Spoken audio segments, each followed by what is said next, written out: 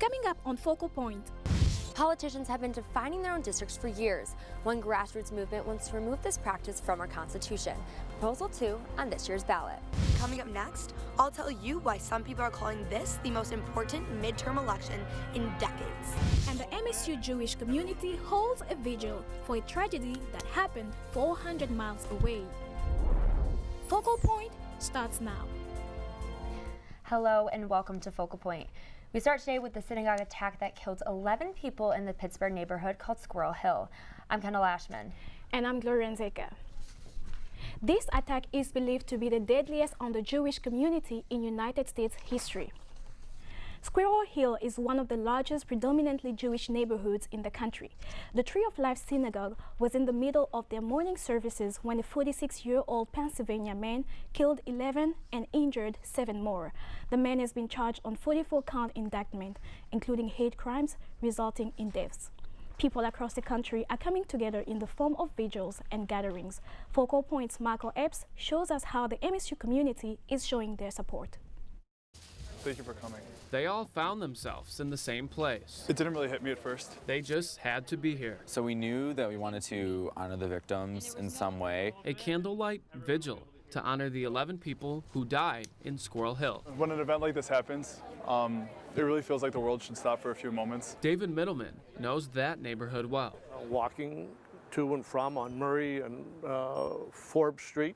Grew up just around the block from the Tree of Life synagogue. I was familiar with all the names, having been raised in Squirrel Hill, spending the first 21 years of my life there. He left Squirrel Hill for Lansing, but his heart is still in Pittsburgh tonight. One owns a pharmacy, a compounding pharmacy, and she was just too distraught to even go in to her pharmacy today. The MSU Halal Jewish Student Center brought 250 people together. I really do think it means a lot for the community. It gives a place for the community to go, a place to feel safe, and a place to really honor the victims in the best way that we can. This is how people across the country are dealing with this tragedy. It was very difficult to wrap my head around. They're coming together, just trying to understand. We did nothing wrong. We want to be good, nice, welcoming. My question is, why? In East Lansing, I'm Michael Epps, Focal Point News. The suspect had expressed hate towards Jewish people on multiple internet chat boards. He is now facing life without parole and could receive the death penalty. After one of the most highly anticipated midterms elections, we will soon find out who will be Michigan's next governor, with Gretchen Whitmer and Bill Schuette squaring off on Tuesday. Focal Point Shelby Sacco shows us how both are ramping up their efforts in the last few days of the campaign. The race is on and rapidly approaching. You know, Democrats want to win in order to be their voice. And so moving forward, we think Republican leadership is the best way for our state to go. Democrat Gretchen Whitmer will face Republican Bill Schuette. Bill Schuette's shown that he's a leader that can get things done.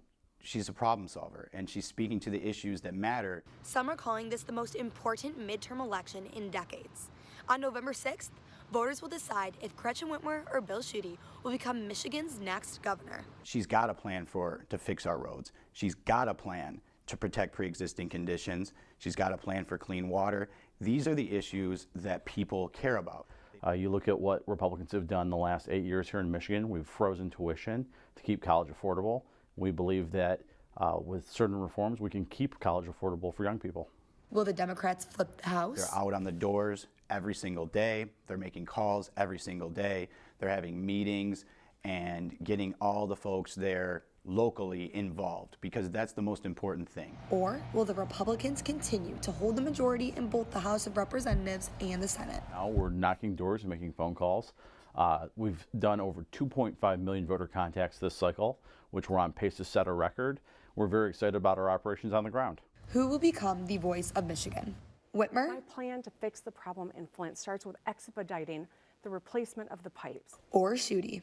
And I'm going to make sure that there's accountability and justice for families in Flint. From Lansing, I'm Shelby Sacco, Focal Point News.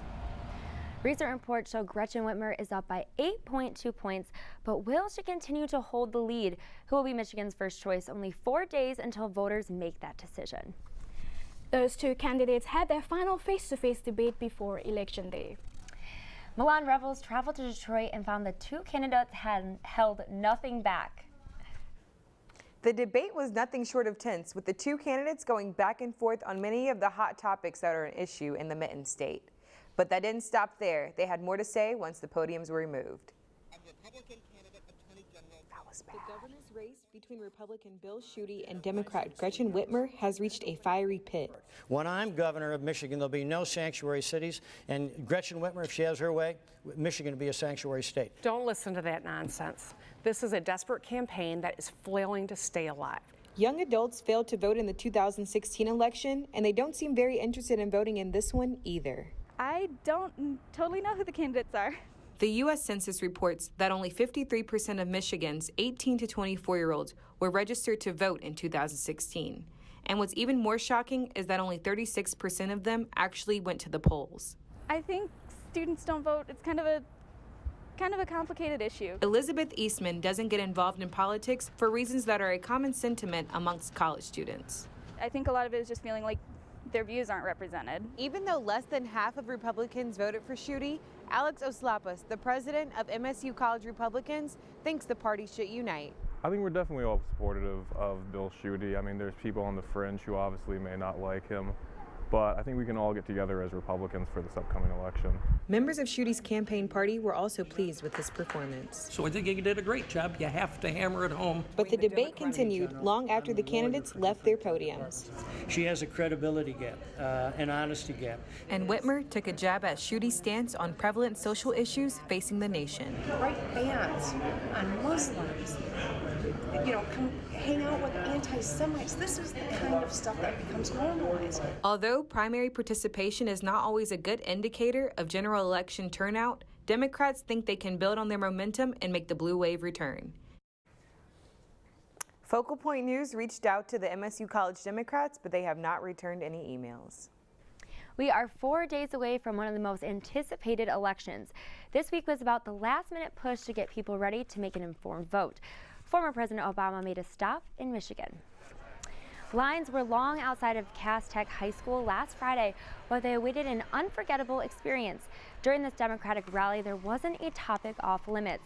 Whether it was about equal rights for women or health care, Democratic candidates showed just why this election is as important as the primary election. This year, the morning after the election, we are going to wake up tired, but we are going to wake up victorious. We have the responsibility to establish a country that says one nation under God, indivisible, with liberty and justice for all, include women. We've seen what a state government that turns its back on communities and turns its back on people, what it does to people in the city of Detroit. Making sure working families get a fair shake is on the ballot. But maybe most importantly, the character of our country is on the ballot. As you just heard, President Obama's main message to Michiganders is to get out and vote. Vice President Mike Pence visited West Michigan Monday to campaign for candidates John James and Attorney General Bill Schuette. We traveled to Grand Rapids for the story. About 1,500 people crowded the Deltaplex Arena in Grand Rapids Monday to rally together before Election Day. From chains of USA James Train to James Train, Republican candidates John James and Attorney General Bill Schuette electrified the crowd before the main attraction. It is my honor and my privilege to introduce the Vice President of the United States of America, Vice President Mike Pence. Walking out to what seemed a rock concert. Well, hello, Michigan! Vice President Mike Pence came to the Great Lakes State to get people out to vote and also to send a message. Looking at recent attacks in the country, Vice President Mike Pence addressed the current divide in the country and ways in which these candidates will work to bring unity. As the President and I have made clear, what happened in Pittsburgh on Saturday was not just criminal, it was evil. And we will never allow violence or anti-Semitism to take hold in the United States of America. After his message of unity, Vice President Pence came back to his purpose, to encourage the Republican vote. And on the top of the ticket, Michigan needs John James in the Senate and Bill Schuette in the governor's office. As Election Day nears closer, the polls are tightening up with Gretchen Whitmer in an average 8-point lead on Bill Schuette. Debbie Stabenow has a 10-point lead on John James. Michigan is one of the most gerrymandered states in the whole country, allowing politicians to draw their own districts, separating Democratic and Republican majority areas. It started with a Facebook post by an ambitious woman who created the group called Voters, Not Politicians. The grassroots movement grew to 5,000 volunteers, pushing Michiganders to vote yes on their ballot. This is basically her second career. It's a little bit easier each time. Hi, come on in. A job that requires overtime and, of course, some chocolate. Yeah, there are always treats. There are always treats. Each week, Abby Schwartz trains her army of canvassers on gerrymandering.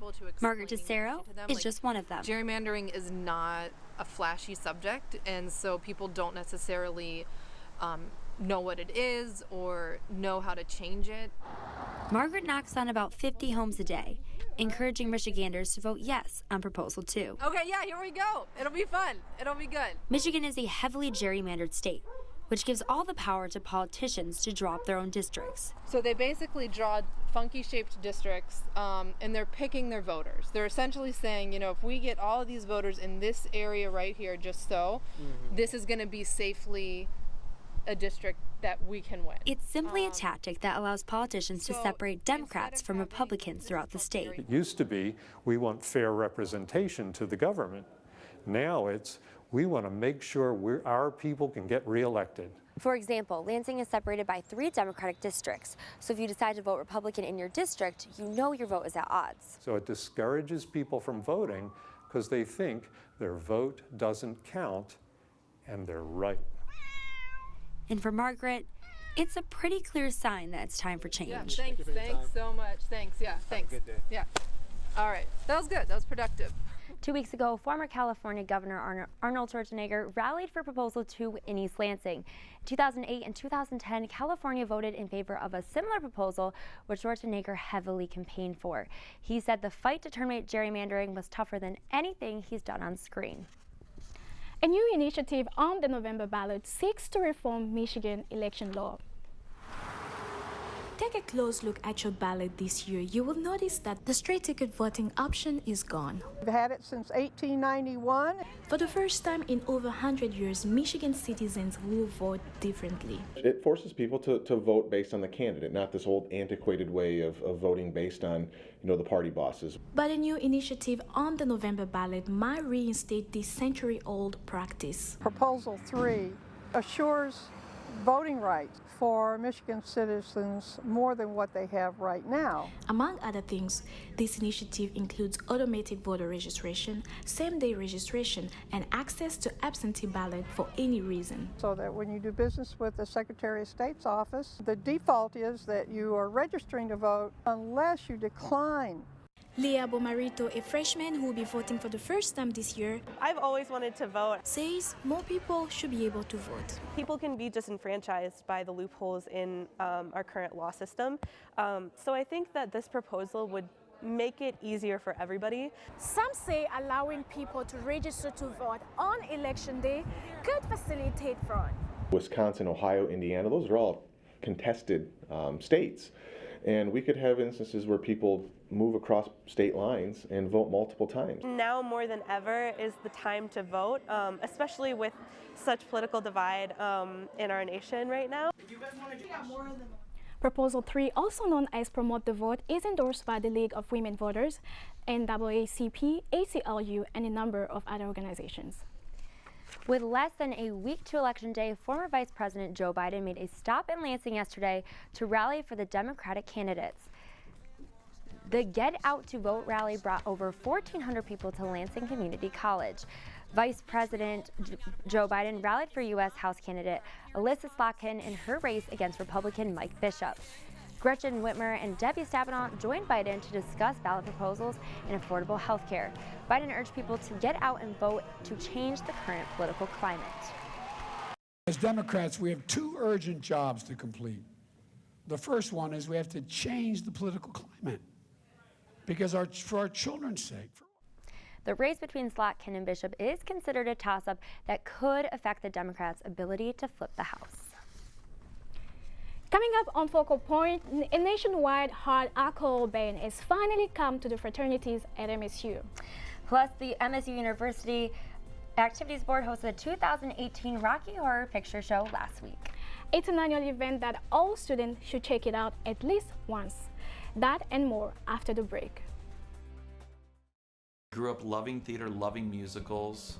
I never would have thought that that could have been my career until suddenly I'm working on a rewrite for the draft of my show as we're about to open on Broadway. And I'm like, oh my God, well, I guess this is what I'm doing now.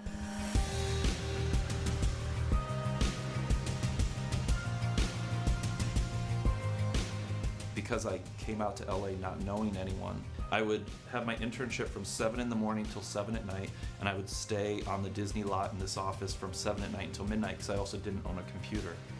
And I would just keep my script on this floppy disk, and I just spent the nights writing a script. And then I just kind of put it on a shelf and forgot about it. I met a screenwriter who took me under his wing. I shared my script with him. He liked it enough to share it with his agent. And then suddenly I was like off and writing. The most important thing you're going to get out of college is the hunger to be curious. And I think that's what college really is most important for, is it teaches you how to learn. If you stay curious and you desire to learn, you really have infinite possibilities.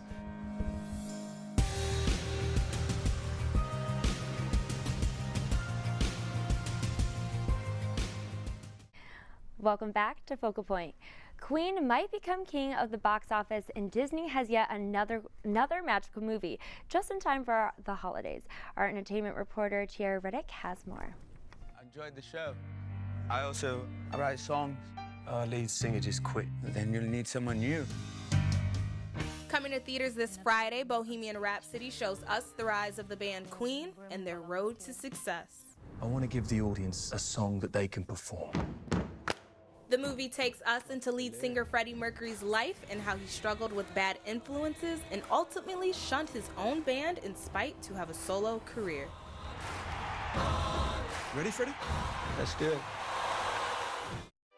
Merry Christmas, Clara. Godfather. Your gift this year will be something you'll never forget. Also in theaters today is Disney's The Nutcracker and the Four Realms, starring actors Mackenzie Foy and Morgan Freeman. A golden thread is presented to main character Clara, played by Foy, that leads her to a special key which disappears into a mysterious parallel world. Remember, Clara, nothing is as it seems. Clara then enters 3 realms, but learns shortly she must receive the 4th one to return harmony into an unstable world. In the 4th realm, this is where our troubles began. You're the only one who can stop her. That's all for your Movie Minute. I'm Tiara Riddick, Focal Point News. So Gloria, apparently it's a whole new twist on the Nutcracker. Oh, I can't wait to see it. Now on to college news. Alcohol has played a major role in college frats since the beginning of time, but fraternities here at MSU are making the switch and banning hard alcohol. That's right, Kendall. Shelby Sacco joins us in the Spartan newsroom for our on-campus report. Yes, Gloria. Since fraternities opened on campuses hundreds of years ago, alcohol has been part of the mix. They've been ridiculed in movies like Animal House, but now, at least at MSU, things are going to change. Focal Point's Andrew Burkle has the story. MSU fraternities recently made a change. All fraternities support this movement, and then it helps because all fraternities will be enforcing this movement. The Interfraternity Council at Michigan State decided to ban alcohols over 15%. That means if you're at a party at an MSU fraternity, you'll have to trade this for this. I honestly think it's been better for us. Just more precaution in, protecting our members against, alcohol poisoning and things like that. It's definitely a big change. I think it's a step in the right direction for a culture change here at Michigan State. Moving away from this high-risk behavior. There was more than one reason for the adjustment. SAE, I know why we did it. We've been known as the most deadly fraternity in the nation for I don't know how many years. The Me Too movement and that in combination with other factors definitely has increased the microscope on fraternity and sorority life here at Michigan State. Enforcing the new rule has been a bit of a mixed bag. It's actually been really nice so far. It's been accepted throughout my entire house. Even though it's legal, I have to impose extra sanctions, and it's always hell getting it to older guys. Those involved are hopeful it will make a difference. It's gotten us a ton of positive PR, showing that Greeks are able to be proactive and govern themselves before someone has to do it for us. In East Lansing, Andrew Burkle, Focal Point News. The new policy went into effect on October 10th. It follows the lead of the National IFC, which voted to eliminate hard alcohol from its chapters by September of 2019. Let's do the time warp again. At least that's what the Michigan State Activities Board wants. It's hosted the annual Rocky Horror Picture Show screening for students. Rocky Horror fans stood in line for hours waiting for the doors to open, but that didn't curb their excitement. Some dressed up as their favorite character with the hopes of winning the costume contest, and others just did it for fun. The screening also featured prop bags and a shadow cast that made the event fun and interactive for everyone. Legan Rose is one of the masterminds behind organizing the event and thinks that all students should check it out at least once. The first time I saw it was with UAB my freshman year, and I had no idea what I was getting into, and it was something to see. It was very entertaining to watch, and it's definitely an experience every college student should have. The University Activities Board has hosted this screening for the last few years and hopes to make it bigger and better next Halloween. A Gunson Street home gets into the Halloween spirit every year to raise money for charity. What looked like a typical off-campus house from the outside was anything but typical on the inside. MSU student Colin Theft, along with 15 helpers, turned this home into a makeshift haunted house. They moved all of their furniture out and replaced it with an elaborately decorated haunted house. They say it took them days to do it. The results were as scary as forgetting about a college exam. So this is our haunted house. We started it last year to raise money for the hurricane relief in Puerto Rico, and so it was kind of a success, so we decided to do it again this year. This year we're donating all the money to Fleece and Thank You. They make blankets for kids in the pediatric wing at Sparrow Hospital. The haunted house was open from 9 until midnight and raised $400 for the charity Fleece and Thank You. This will be the last year that these seniors are able to host the haunted house, but they're hoping that the new owners carry on the tradition. The annual Great Pumpkin Walk returned to East Lansing on Tuesday. Babies, teens, and adults dressed in Halloween costumes went from door to door to get treats from local businesses. Creepy and fun came together on Tuesday evening as hundreds of trick-or-treaters filled the sidewalks of Grand River for this free community event ahead of Halloween. Families came out with kids wearing costumes ranging from superheroes, Disney characters, to animals, going from one store to another to get a sweet Halloween treat. I visited down this block and to some of the MSU stores. It's just a fun night for everyone to get together. More than 50 merchants participated in the free 2-hour event. That's all we have here on campus. I'm Shelby Sacco. Cue the Rocky theme music. A new MSU quarterback is looking to get the Spartans back on the winning path. The men's basketball team overpowered Northern Michigan in their first preseason game. Andrew Burkle joins us in the newsroom with this week's sports stories. That's right, Gloria. The women's team played an exciting game here at Breslin, too. I'll have those stories and more after the break. Students are crucial to WKAR's success. It's a great opportunity for the students to learn, and it's a great chance for us to teach students so that they're ready to go out into the real world. Students are the heartbeat of WKAR. Backstage Pass has given me hands-on experience working with a team and working with the equipment. Going to class, you learn all the stuff, but then being able to apply it while you're a student as well is really fantastic. It's been awesome seeing a project go from just emails to a full production day where we have bands coming in. It's been awesome to see that bigger picture come to life. I'm always excited when I get to work on live productions, especially Backstage Pass. Having this knowledge at my disposal while I'm in college is really beneficial to what I want to do after I graduate. It's extremely important to have students because it helps with the success of WKR and public broadcast as a whole. The opportunities are endless for students here.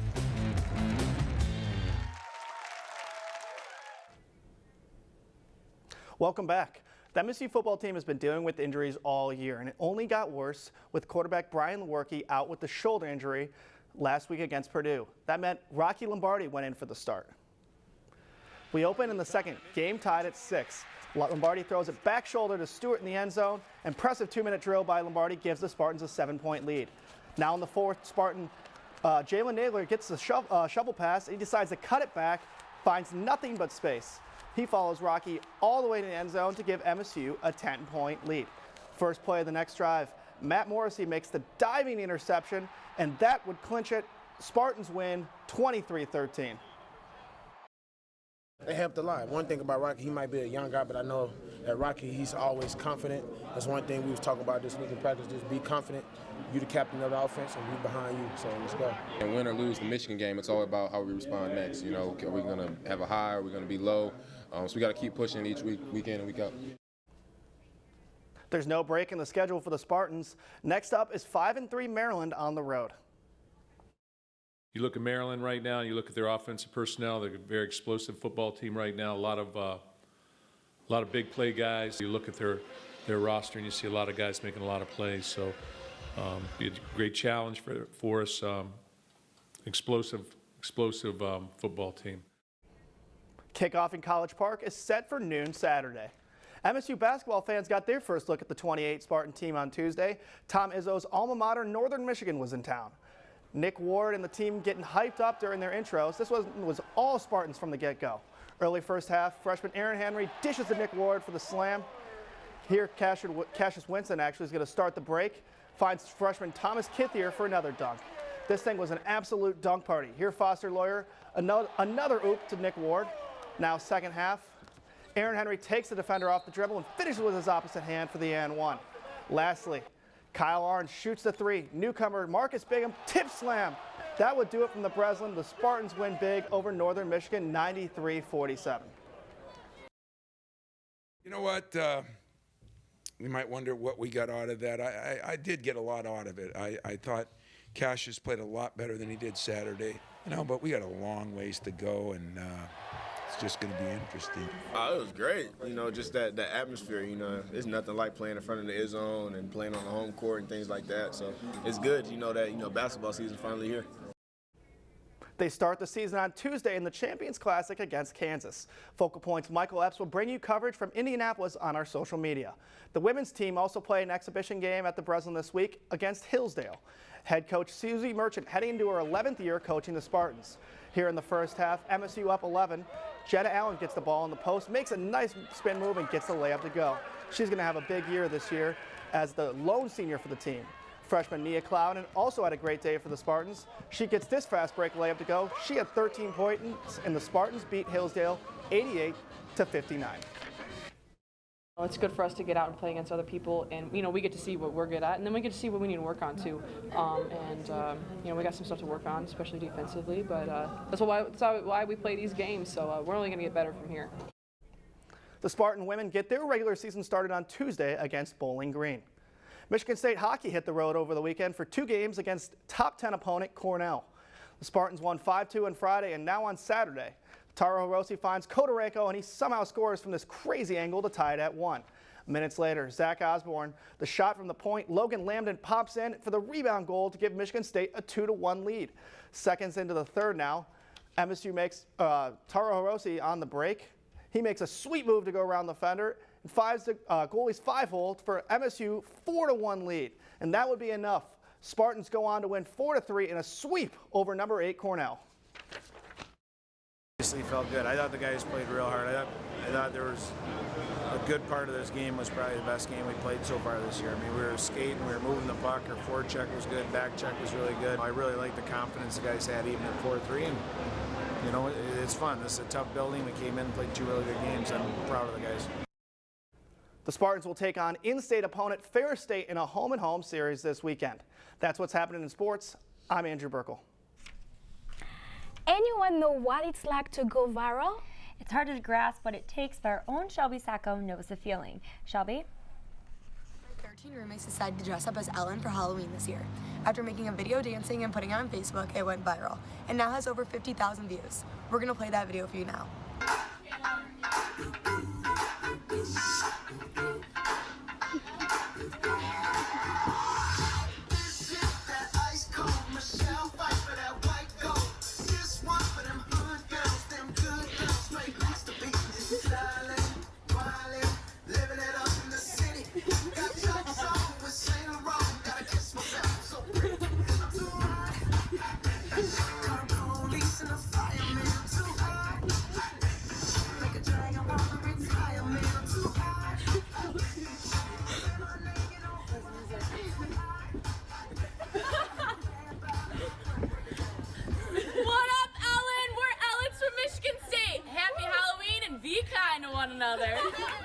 Producers from The Ellen Show actually saw the video and contacted us to set up an interview to get to know more about us.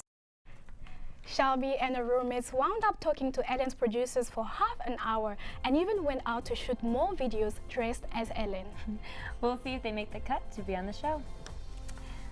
That's all for this week's edition on Focal Point. I'm Kendall Ashman. And I'm Gloria Nzeka. Focal Point will be covering the election Tuesday, so be sure to tune in throughout the day for coverage. See you then. We'll leave you now with the sounds of the MSU alma mater from the Spartan Marching Band.